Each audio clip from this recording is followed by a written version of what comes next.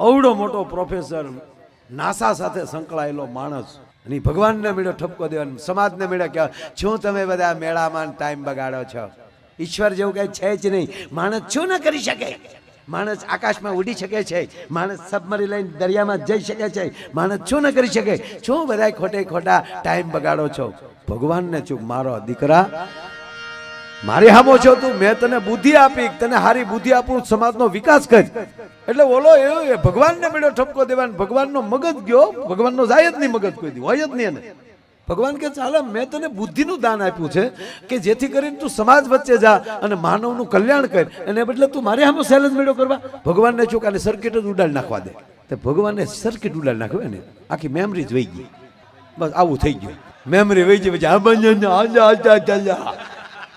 ખરેખર નતું ભાઈ, આટા જ વહી જાય. પ્રોફેસર જેવા માણાના રોડે ચડે ચીજી ભોંપ ભગવાનને ચૂક ગયો હવે બરાબર, પણ ભગવાનને એમ છો કે હજી આની પરીક્ષા કરી લઉં.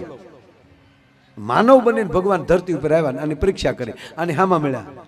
જય સોમનાથ, તીજી, જય શ્રી રામ, જય શ્રી કૃષ્ણ. ભગવાનને ચોકાને ગયું, તારું નામ શું છે? નીચીકબાઈ. ક્યાં ગામનો છો? નીચીકબાઈ કીધું ને. તાર પપ્પાનું નામ? નીચીકબાઈ કીધું ને. તાર દીકરાનું નામ? નીચીકબાઈ. તું હું હતો? નીચીકબાઈ. તારી પત્નીનું નામ? ચંપા. ભગવાન કે તારી ભલી થાય, મેમરી ઉડી ગઈ પણ વાયરસ રહી ગયો થોડો.